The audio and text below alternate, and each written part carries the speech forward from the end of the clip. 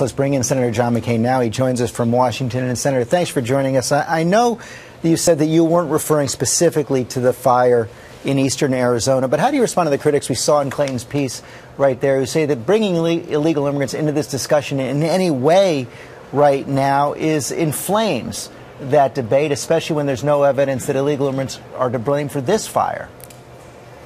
Well, because in the question and answer period after our press conference, the issue was raised. Look, this is the toughest year that in Arizona's history as far as fires are concerned. We're proud of the brave firefighters and all the other men and women who have been involved in rescuing lives and property.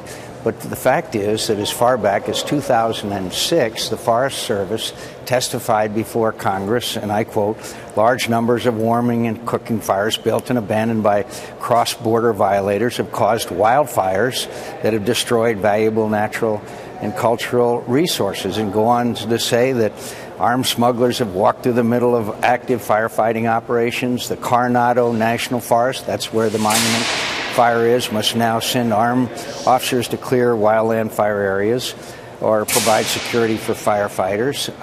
Congressman Flake and I were briefed right at just before that press conference by the Forest Service official that this same situation exists. So frankly, I'm not sure what all this controversy is about. A group of us senators asked for a GAO study on the same issue, and you just saw Sheriff Larry Deaver, who will tell you that the monument fire was started when the forest was closed. So anyone who was in there is illegal. So I'm not sure what all the controversy is about, to tell you the truth. Let me turn now to the president's big announcement coming tomorrow on Afghanistan. Some reports, including one in the Los Angeles Times, that the president could announce a withdrawal of up to 10,000 troops by the end of this year, full withdrawal of the surge troops by the end of next year. Can you sign on to a timetable like that?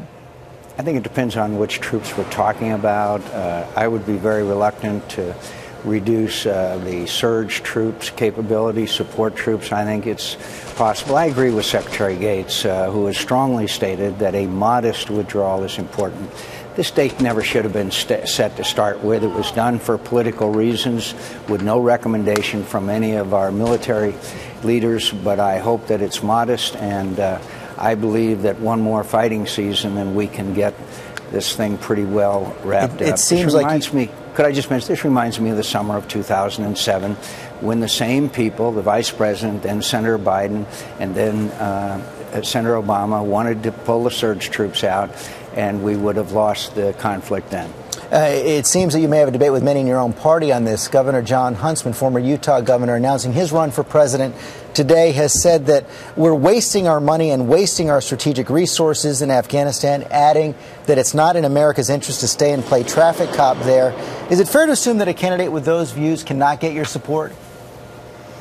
Well, I hope that all of these candidates, as the campaign goes on, understands what our national security requirements are, that we are we are the world's leader. America has to lead, as we are not leading in Libya, which is one reason why that conflict, the third-rate military, has not been concluded.